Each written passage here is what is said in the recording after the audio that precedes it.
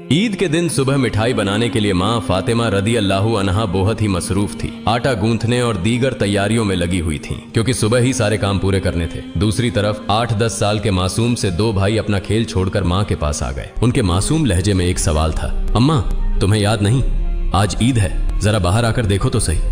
मोहल्ले के लड़के लड़कियां नए नए कपड़े पहनकर कितना खुश हो रहे हैं और हम दोनों ने तो अभी तक नए कपड़े भी नहीं पहने। क्या इसका मतलब यह है कि हम आज ईद नहीं मनाएंगे?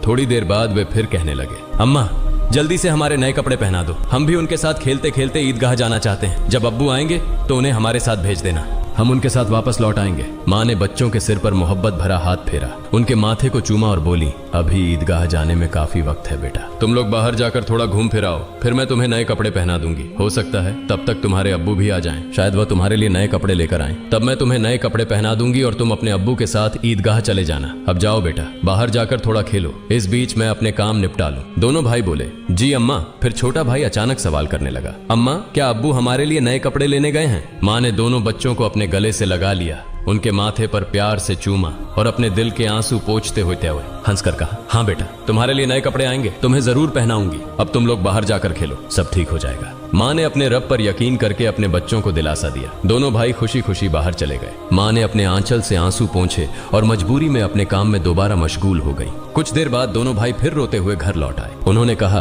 अम्मा वे लोग हमें अपने नए कपड़े दिखाकर चिढ़ा रहे हैं। वे कहते हैं, देखो तुम्हारे पास हमारे जैसे नए कपड़े नहीं हैं, अगर होते तो तुम इन्हें जरूर पहनते। वे कहते हैं कि हमारे अब्बू कैसे हैं जो ईद के दिन भी हमारे लिए नए कपड़े नहीं लाए। वे हमें ईदगाह चलने को कह रहे हैं और बोल रहे हैं जल्दी से नए कपड़े पहनकर आओ, अगर आना है। वे खजूर के पेड़ के नीचे खड़े हैं और तब तक हमारा इंतजार करेंगे जब तक हम नए कपड़े पहनकर उनके साथ न चले। अम्मा अब्बू अभी तक क्यों नहीं आए? अम्मी हमें जल्दी से नए कपड़े पहना दो ताकि हम आपके साथ ईदगाह जा सकें। मासूम बच्चों की इस गुजारिश को सुनकर अम्मी अपने जज्बातों पर काबू नहीं रख सकी। आंसू रोकना उनके लिए बड़ा मुश्किल हो गया, लेकिन बच्चे अम्मी को मजबूती से गले लगाकर खामोशी से उनकी ओर देख रहे थे। सब्र खो चुकी अम्मी अपने बच्चों को अपने सीने से लगाकर सिसक सिसक कर रोने लगी। कुछ ही पल में खुद को संभालते हुए अम्मी ने आंसू पोंछे और चेहरे पर जबरन एक हल्की मुस्कान लाते हुए बोली, अभी ईदगाह जाने का वक्त नहीं हुआ है। बेटा तुम लोग इतनी जल्दी क्यों कर रहे हो? नमाज के लिए अभी काफी वक्त है। इस दौरान बाहर जाकर थोड़ा घूम फिर आओ और देखो तुम्हारे अब्बू कहाँ हैं, उन्हें ढूंढ कर ले आओ। तब तक मैं अपना बाकी काम निपटा लेती हूँ, थोड़ा सा ही काम बचा है। अगर तुम्हारे अब्बू नए कपड़े लाते हैं तो मैं तुम्हें बहुत खूबसूरती से तैयार कर दूंगी, फिर तुम मिठाई खाकर अपने अब्बू के साथ ईदगाह जाओगे, ठीक है?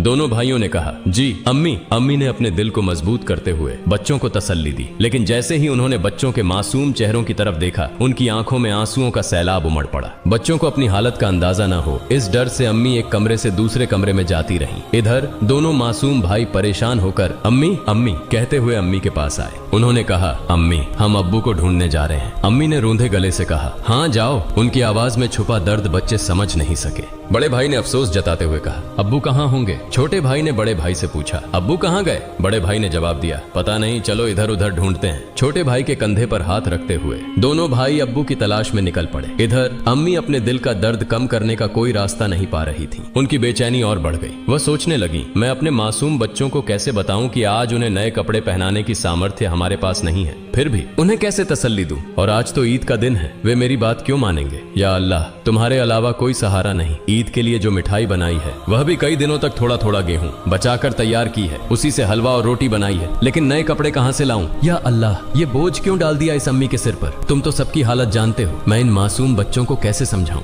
या अल्लाह तुम रहमदिल और सर्वशक्तिमान हो, झूठ बोलना गुनाह है, यह जानते हुए भी मैं अपने बच्चों को झूठे दिलासे और उम्मीद देकर बहला रही हूँ, लेकिन अब मैं क्या करूँ ये तो बता दो। हे अल्लाह तुम मुझे रास्ता दिखाओ, तुम मेरे गरीब पति की हालत जानते हो, तुम गरीबों के हालात से वाकिफ हो, हे रहमान हे रहीम। यह कहते कहते माँ रसोई में चली गईं और जोर जोर से चक्की चलाने लगी। चक्की के घुर्र घुर्र की आवाज के साथ उनके दिल का दर्द भी बाहर आने लगा। आंसू पोंछते हुए भले ही मिठाई बनाने का काम तेजी से चल रहा था, लेकिन जैसे ही यह काम पूरा होने को आया, एक और मुश्किल सामने खड़ी हो गई। तभी अम्मा अम्मा कहते हुए दो मासूम बच्चे हांफते हांफते माँ के पास आकर खड़े हो गए। माँ ने कहा, बोलो बेटा क्या बात है? माँ ने अपनी इच्छाओं और आराम को हमेशा पति की गरीबी को देखकर दबा कर रखा था। वह थोड़े में ही खुश रहती थी, लेकिन आज मासूम बच्चों की छोटी सी ख्वाहिश ने उनके धैर्य को तोड़ दिया। उन्होंने खुद को संभालते हुए बच्चों को गोद में उठा लिया, मुस्कुराने की कोशिश की, उनके माथे पर चुंबन किया और कहा, बोलो बेटा क्या कहना है? दोनों बच्चों ने हाथों से अपनी आंखें मसलना शुरू कर दिया। यह देखकर छोटे भाई ने भी बड़े भाई की नकल कर ली। माँ ने कहा, देखो बेटा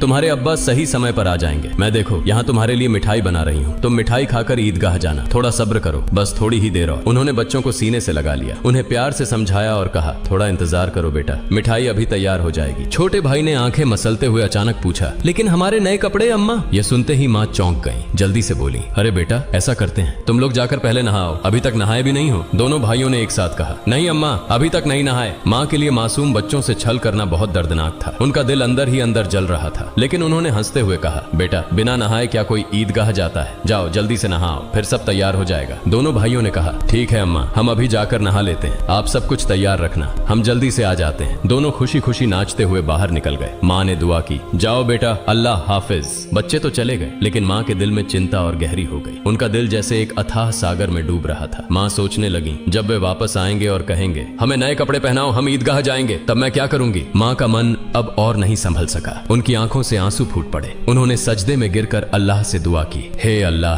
तुम ही मेरा सहारा हो, तुम इस बेबस माँ की मदद करो, तुम मुझे इस स्थिति से बाहर निकालो। हे अल्लाह, तुम्हारे अलावा मेरा कोई नहीं है, मुझे राहत दो, इस स्थिति से मुक्ति दो। इसके बाद माँ किसी उन्मादी की तरह बोलने लगी, हे अल्लाह, तुम तो बच्चों की माँ का दिल समझते हो। 3 बार इन मासूम नासमझ बच्चों को बहला फुसलाकर मैंने किसी तरह संभाल लिया, लेकिन अब क्या करूं, अब क्या कहूं। तुम ही मुझे रास्ता दिखाओ, हे अल्लाह, तुम ही मुझे सहारा दो, तुम सर्वशक्तिमान हो, तुम सब कर सकते हो। फिर उन्होंने जोर से चिल्लाते हुए कहा, तुम सब कर सकते हो अल्लाह, तुम सब कर सकते हो। उधर नहाने के बाद दोनों भाई खुशी खुशी हाथ में हाथ डाले घर की ओर चल पड़े। कुछ ही देर में दोनों भाई हंसते खेलते घर पहुंचे और जोर से आवाज देने लगे, अम्मा अम्मा, हम आ गए अम्मा। लेकिन माँ की ओर से कोई जवाब नहीं आया। छोटा भाई बड़ी मासूमियत से अपने बड़े भाई की ओर देखने लगा और पूछा, भैया माँ बोल क्यों नहीं रही हैं? क्या माँ सो रही हैं? बड़ा भाई छोटे भाई को अपनी बाहों में लेकर उसे दिलासा देने लगा, रुको मैं देखता हूँ। जैसे ही बड़ा भाई माँ को जगाने के लिए हाथ बढ़ाने वाला था, उसी समय दरवाजे पर जोर से खटखटाने की आवाज आई। बड़े भाई ने डरते हुए पूछा, कौन है बाहर?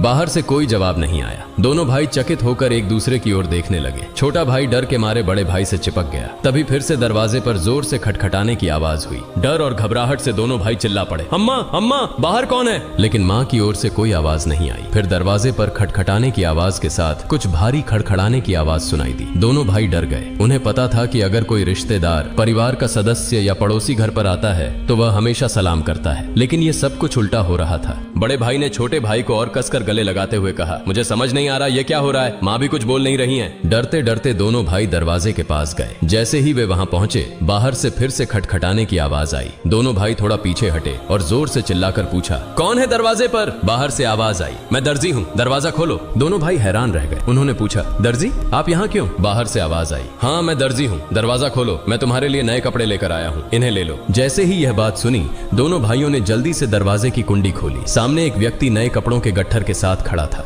दोनों भाई एक पल के लिए हैरान रह गए। दर्जी ने कपड़े उनकी ओर बढ़ाए। बड़े भाई ने झटपट सारे कपड़े अपने हाथों में ले लिए और छोटे भाई का हाथ पकड़कर तेजी से दौड़ते हुए माँ के पास पहुंचा। उस समय माँ अब भी संभल नहीं पाई थी, वह गुपचुप आंसू बहा रही थी। दोनों भाई बोले, अम्मा अम्मा, देखो दर्जी हमारे लिए कितने सुंदर सुंदर नए कपड़े लेकर आया है, जल्दी से हमें कपड़े पहनाओ, हम ईदगाह जाएंगे। बड़े भाई की बात सुनते ही छोटा भाई भी चहकते हुए बोला, हाँ अम्मा जल्दी करो, अगर देर हो गई तो हमें नमाज का समय नहीं मिलेगा। माँ यह सुनकर हैरान रह गई। कुछ पल के लिए बच्चों की ओर देखा और उन्हें गले लगाकर फूट फूट कर रोने लगी। इसके तुरंत बाद उन्होंने बच्चों को छोड़ दिया और सीधे सजदे में गिर गईं। उन्होंने कहा, है अल्लाह, तुम्हारी महानता को कौन समझ सकता है। उन्हें तुरंत समझ में आ गया कि जो व्यक्ति नए कपड़े लेकर दर्जी बनकर आया था वह वास्तव में दर्जी नहीं था, निश्चित ही वह अल्लाह के भेजे हुए फरिश्तों में से एक था। माँ सजदे से उठी और जल्दी से बच्चों से बोली, जाओ बेटा जाओ, उसे मेरा सलाम कह देना और कहना कि वह आज हमारे घर से विदा हो जाए। लेकिन बच्चों को यह बात याद ही नहीं रही। दोनों भाई नए कपड़े पाकर इतने खुश थे कि उनकी खुशी का ठिकाना नहीं रहा। माँ ने बच्चों को देख उनके सिर और पीठ पर हाथ फेरकर उन्हें गोद में लेकर प्यार किया और माथे पर चूमा। फिर हल्के से डांटते हुए कहा, बेटा क्या तुम अभी तक नहीं गए? दर्जी साहब को क्या लगेगा?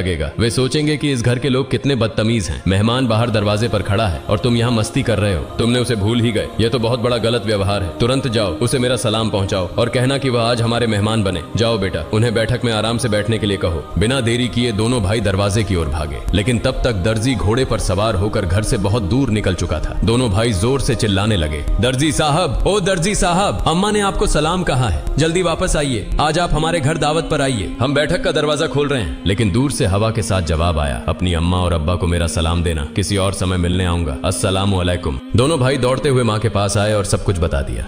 बोले, दर्जी साहब ने तुम्हें और अब्बा को सलाम कहा है, वह घोड़े पर सवार होकर उस तरफ जा रहे हैं, जल्दी आओ। माँ, उन्हें देखोगी ना? जल्दी करो और खिड़की से देख लो। जल्दी आओ।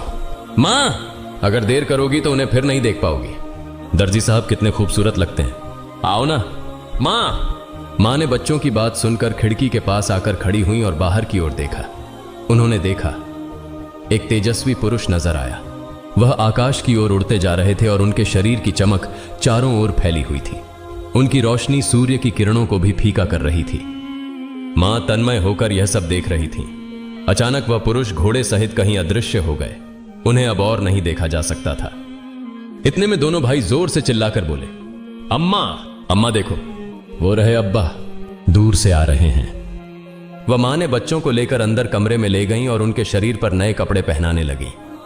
उसकी आंखों से खुशी के आंसू बह रहे थे। दोनों भाइयों ने हैरानी से पूछा, अम्मा, अम्मा, तुम क्यों रो रही हो? मां ने कहा, बेटा मैं क्यों रो रही हूँ यह तुम अभी नहीं समझोगे। तुम्हारी उम्र अभी इतनी नहीं हुई है, लेकिन आज से यह बात याद रखना, एक पल के लिए भी अल्लाह ताला को भूलना मत। अल्लाह को हमेशा याद रखना। जो हमेशा अल्लाह को याद रखता है वह कभी भी मुसीबत में नहीं पड़ेगा। अगर तुम इस छोटी सी बात को हमेशा अपने दिल में बसा लोगे और जिंदगी भर अल्लाह को नहीं भूलोगे तो देखोगे कि अल्लाह हमेशा तुम्हारी मदद करेगा। वह कभी तुम्हें कठिनाइयों में नहीं डालेगा। माँ अपने बच्चों को यही नसीहत दे रही थी और साथ ही उन्हें नए कपड़े पहना रही थी। जब बच्चों को सजाने का काम पूरा हो गया तो मां ने सुरमे का डिब्बा लाकर छोटे बेटे की आंखों में सुरमा लगाया। बड़े बेटे की आंखों में सुरमा लगाते ही दरवाजे के बाहर से आवाज आई, अस्सलामु अलैकुम या फातिमा तुज जहरा। अंदर से हजरत फातिमा रजी अल्लाह ताला अन्हा ने जवाब दिया, वालेकुम अस्सलाम या अली करीमुल्लाह। छोटा बेटा दौड़कर बाहर गया और चिल्लाने लगा, अब्बा आ गए, अब्बा आ गए।